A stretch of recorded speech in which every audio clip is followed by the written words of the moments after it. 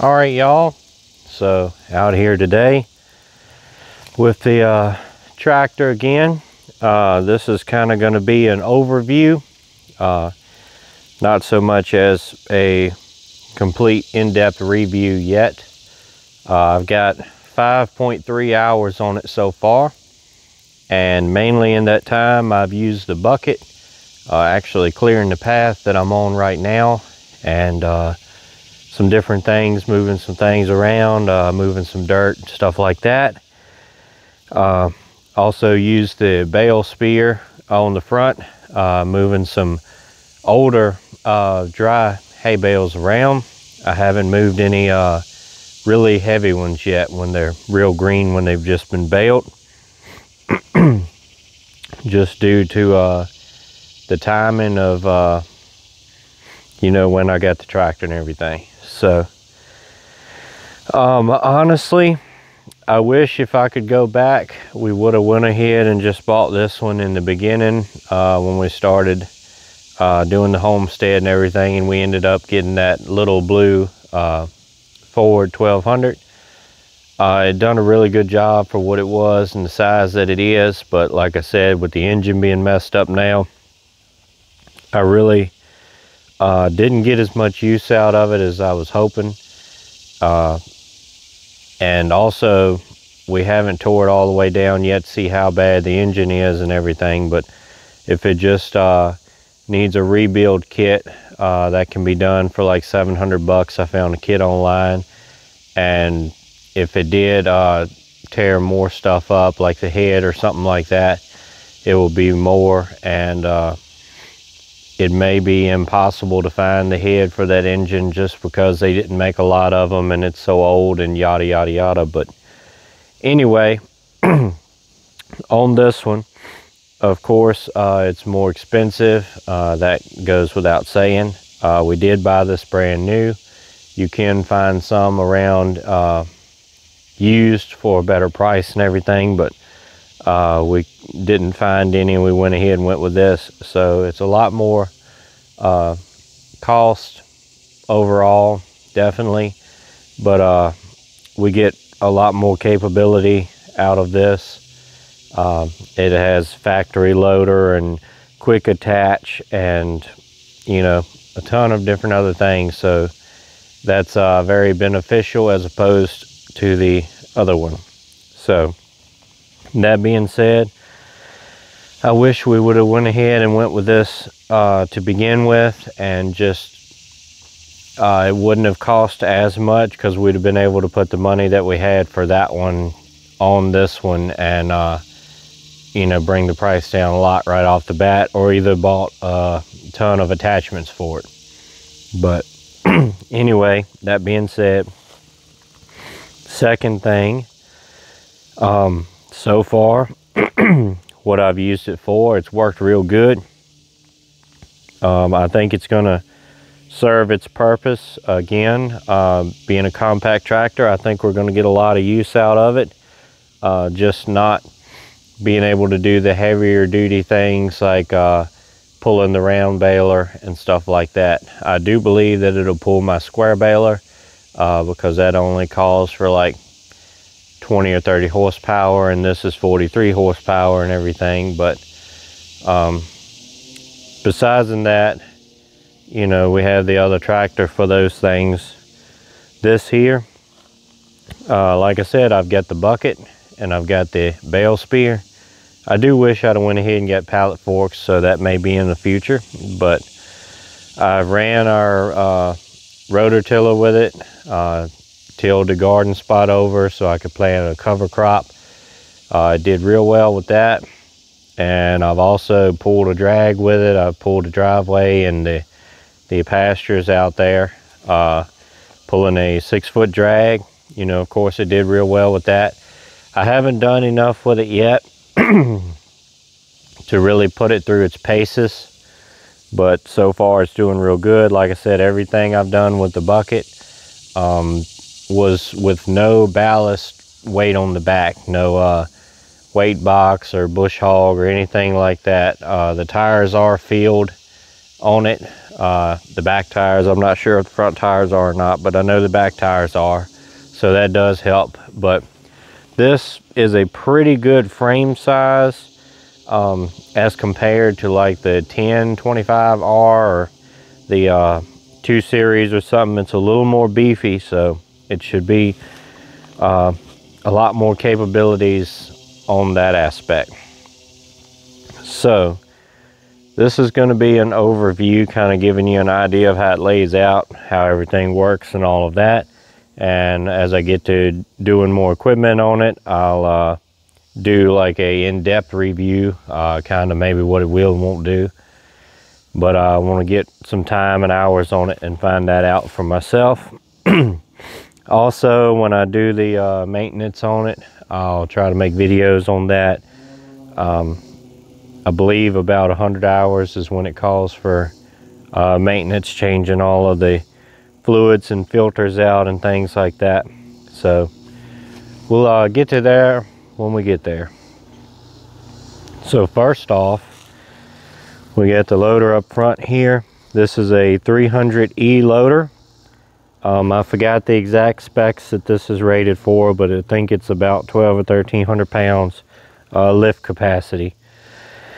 And that's going to be at the strongest point, the furthest back to the tractor itself. Or if you had pallet forks on and you were trying to lift something at the very end of the forks, it probably wouldn't lift as much as it will do all the way back against it. But we've got a grill guard here. Everything came on it like that. I believe these are standard issue when you got a loader. If you bought the tractor without the loader, I don't think it comes with this, but I don't know that for sure. We've got the headlights here, and it just has the regular halogen bulbs in it right now. I probably will switch it out to the LEDs, probably. I've seen a lot of videos of the LEDs and stuff from like goodworkstractors.com, and it makes quite a bit of difference. Unfortunately, it does not have the work lights on here. It's got signal lights and brake lights and flashers and all that fun stuff, but it don't actually have the work lights. I ended up putting this, it's just a plastic ammo can on here for a little more storage and things like that. So anyway, I've got my microphone with the mile-long cable here. But anyway, this is the front of it. So we'll move to something else. All right, this is kind of giving you a side view here. Of course, we've got all the loader hoses and things over here.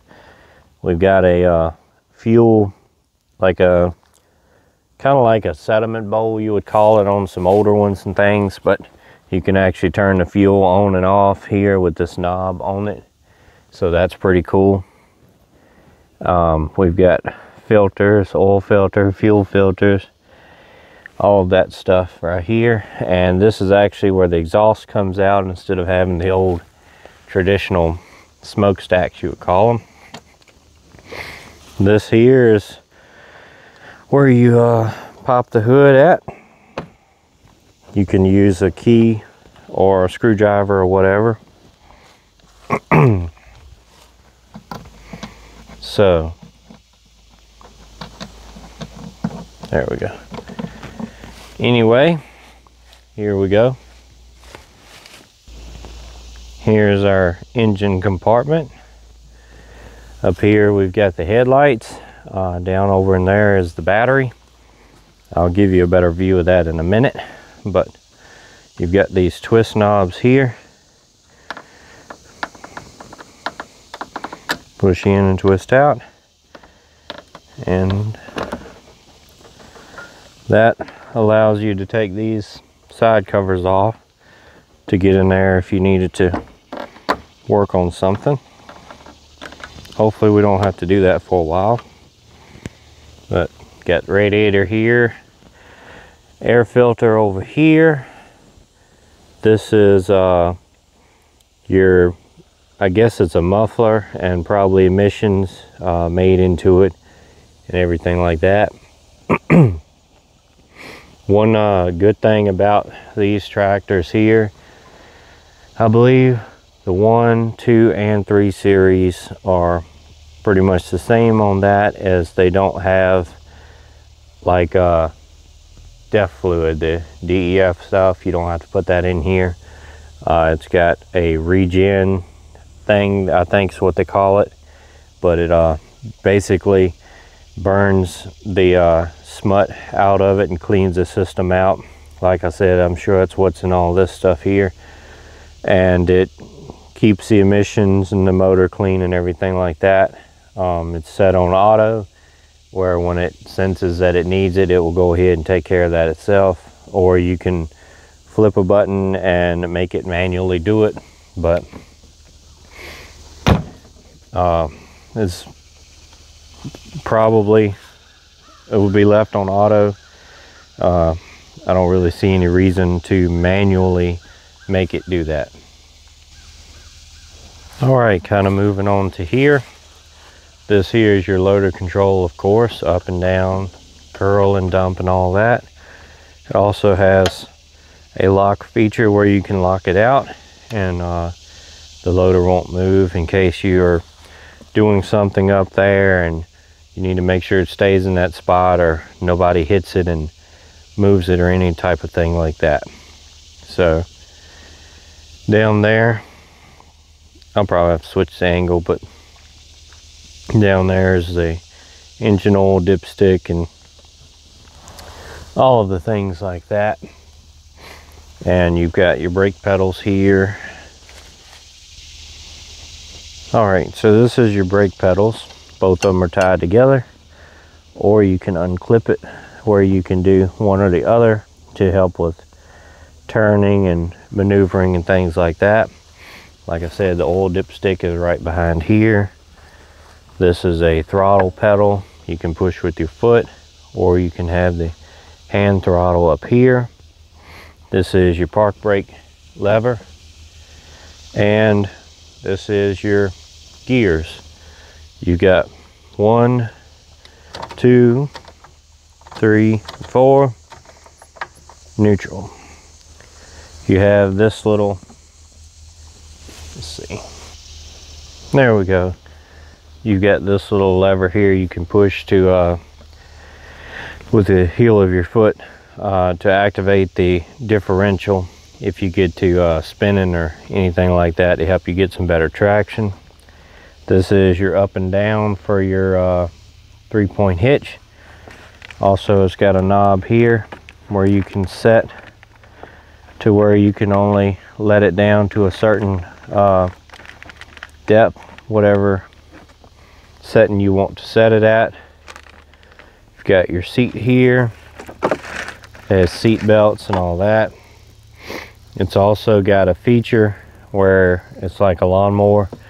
If you come up off of the seat, it will shut itself down unless you have it in neutral and have the range in neutral. Because I just put the forward and reverse in neutral, and if you get off of it, it'll still cut off even if you have the park brake engaged. So keep that in mind. And if you can see here, yep, this is your lights. First notch is hazard lights, then you got hazard and headlights, and then you got headlights. So turn signals are on the other side. All right, I had this bar on here to attach the drag that I was talking about, and this also, if you push that down on both sides, it lets you extend the arms out a little bit, and what that does is make it easier to hook up to whatever you need to if it's not quite level. And then you can either push it back in by hand, or if the equipment is too heavy, when you do get it hooked up, you can back up a little bit and make it push that back in and engage it back. course, here is your top link. This came with it. It seems to be pretty heavy duty, made out of metal and everything, instead of the aluminum style like Tractor Supply and all. But you got your lift arms. You've got this where you let the height up and down on the one side to level it. It also has 2 notches on each one of these arms where you could let it up to where the lift would actually be picking up higher. And you can move your top link in 3 different sections. It's set in the middle right now, but you can make it higher and lower. Down here is your Pto shaft. I've still got the little cover on it. And down here is your drawbar, which may be hard to do on camera, but you just pull that out and you can slide it out to, here's your furthest notch,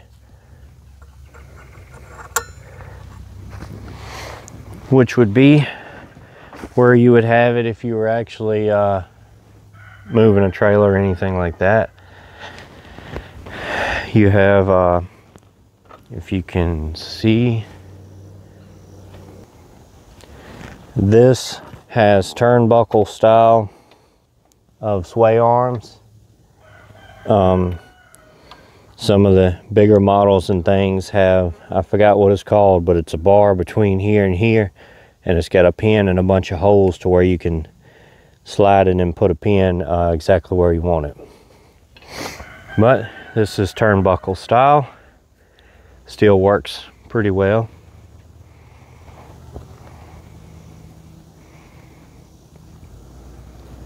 This here is where you put the fuel in. Over here is your fuel gauge. You have your rollover protection here. You pull this pin on this side and the one on the other side, and you can let this down to give you more room. That way, if you need to get into a shed or tight space or something like that. Like I said, there's the ammo can that I added on, but that pretty much does it for the back end, unless you want to see the lights. And who doesn't want to see lights, right? So here's our flashers, and the red lights come on when you turn the headlights on. The headlights and the hazard flashers and stuff, you turn just the headlights on, the red lights stay on as well. Give that a second to cut off. Then the turn signals, you have to have the key on.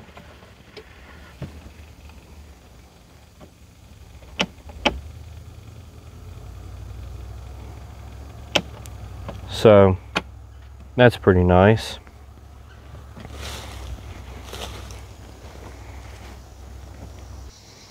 Another thing I forgot to do, I didn't bring a tape measure out here to measure ground clearance and things like that. But right here is a pretty neat storage spot on it, and it is the only storage spot that comes factory on this tractor. You got handles on both sides to help you get up on it and everything. Right here is your forward and reverse. The power reverser, I think is what it's called. But anyway, it's very hard to get a good camera angle using the tripod to show you any of this stuff, so we'll just have to freehand it. Here is where you turn your PTO on, which it's off now, so can't really engage it, but you got to come over and come down. Here's your range. You got high range is B, A is low range, and neutral in the middle. Same with this, you got forward is up, neutral here, reverse down here. This is the lever to adjust the seat forward and backwards, however you need it to set. This is where you add your hydraulic fluid and the dipstick to check it. This is your four-wheel drive pull type lever, I guess you would call it, but I'm really not crazy over that. It doesn't feel as quality as it should be. I would prefer to have an actual lever like that, but anyway, that's what we got. This here is where your computer would plug in to do any diagnostics on it, which I don't have one of those, but if you had one, that's where you plug it in. Over there, you turn that to adjust how fast your 3-point hitch goes up and down, is by that lever, by that turn knob there. And you could turn it all the way to the right where the turtle is, and I believe if you turn it all the way, it closes it off completely where the 3-point won't go up or down. So if you have any trouble with that, you may be accidentally have turned that and need to adjust it. This here is how to manually do the emissions thing on it, like I said. This here, I believe, is different, like diagnostic data that would show you on the screen. But there's the clutch pedal there. Little step on this side. Like I said, I didn't bring my tape measure to measure the ground clearance, but it does have a little bit more clearance than like the 1 series and probably the 2 series as well.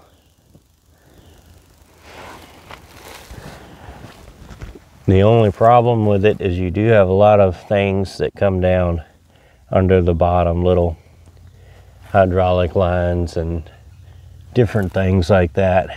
And there's a drawbar sticking down back there. So these are the R4, I believe they're called, industrial style tires. This is a 25 by 850, I believe.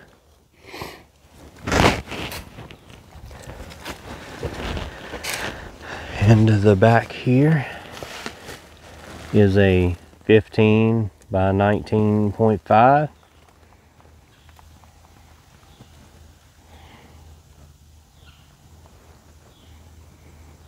So far these have done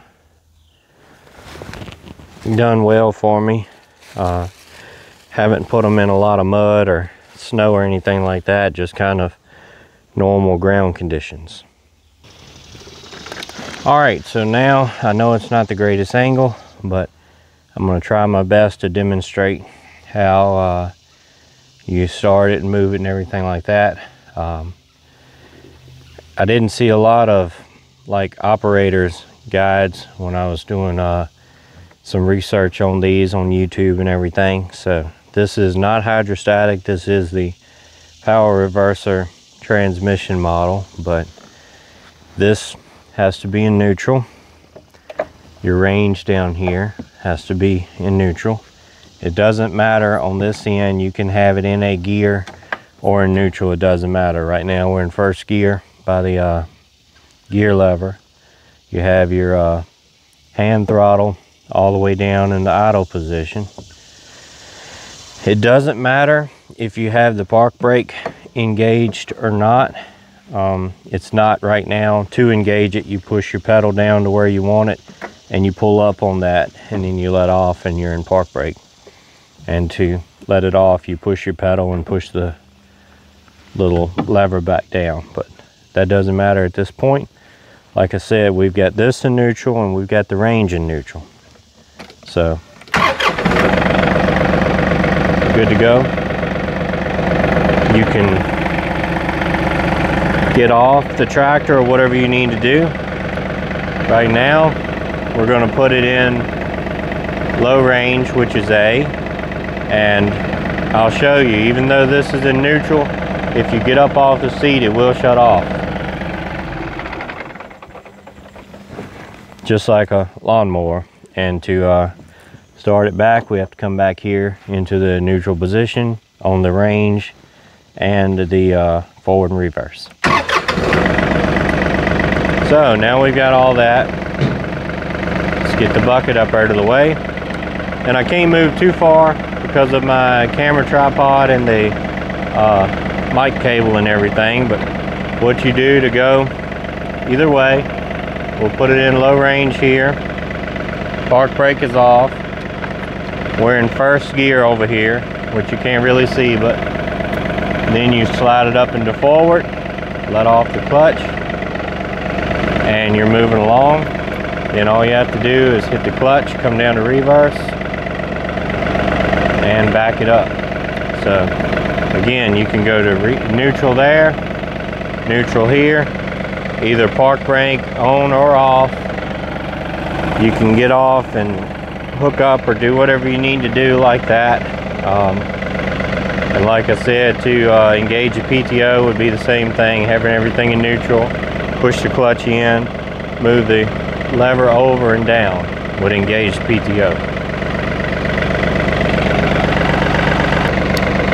Alright, so here we go. 5.4 hours. All of the controls here. Like I said, with the park brake, you push it like that. Pull that up. You'll be in park. Park brake. There we go. Alright, so on the screen here, when you engage the PTO, which I'm not going to actually engage it, I'm going to hold the clutch, but that's how you engage it. Then it shows you these numbers, if it'll focus. Yeah.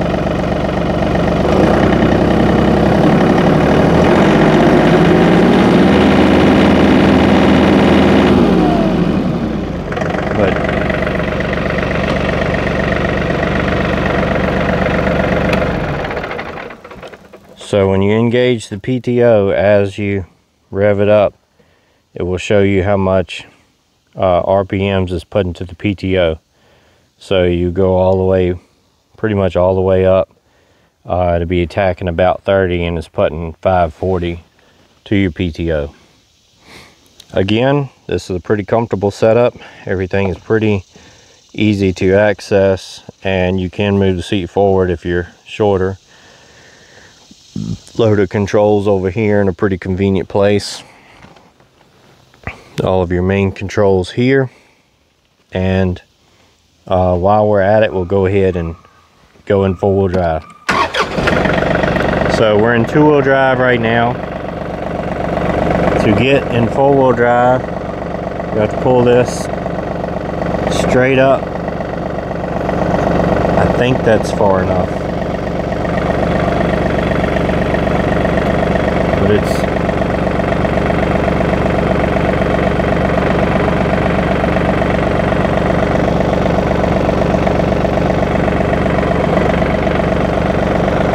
yeah, there we go. That's in four-wheel drive. You see it's still kind of shaky, but then back in two-wheel.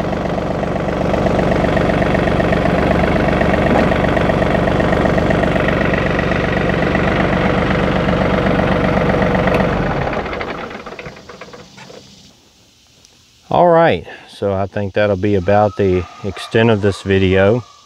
It was a pretty long video. Hopefully I didn't repeat myself too much, and maybe you got something out of it and kind of get the idea of how this thing works and all of that. Maybe a beginner's guide or something. Again, I grew up around tractors and equipment and everything, so it's not that big a deal to me, but somebody that hasn't been on one that much, or maybe a female or something like that that's looking to get one or be able to drive one or something like that, maybe it'll help you realize how this thing operates and give you some more information. But anyway, appreciate you watching, subscribing, all that fun stuff. Stay prepped up, prayed up, and strapped up. See ya.